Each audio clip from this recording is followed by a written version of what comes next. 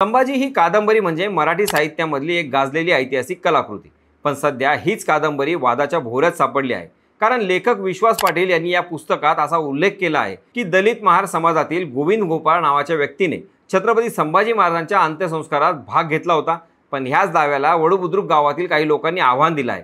त्यांचं म्हणणं आहे संभाजी महाराजांच्या अंत्यसंस्काराचा मान शिवाळे देशमुख या मराठा घराण्याने निभावला होता आणि गोविंद गोपाळ यांचा उल्लेख ऐतिहासिक नोंदींमध्ये कुठेही सापडत नाही.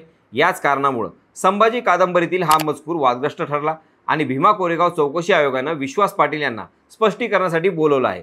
हा वाद साहित्यापुरता मर्यादित नाही, तर तो इतिहास आणि समाजातील संवेदनशीलतेशी जोडलेला मुद्दा बनला आहे. म्हणून आयोगानं पुन्हा आता या प्रकरणात गंभीर पावलं उचलली आहेत. तुम्ही ही कादंबरी वाचली आहे का? तुम्हाला या बाबतीत काय वाटतं? कमेंटमधून नक्की सांगा. आणि अशाच महत्त्वपूर्ण अपडेटसाठी पाहत राहा, सबस्क्राईब करा, फॉलो करा त्याचं काय महाराष्ट्र.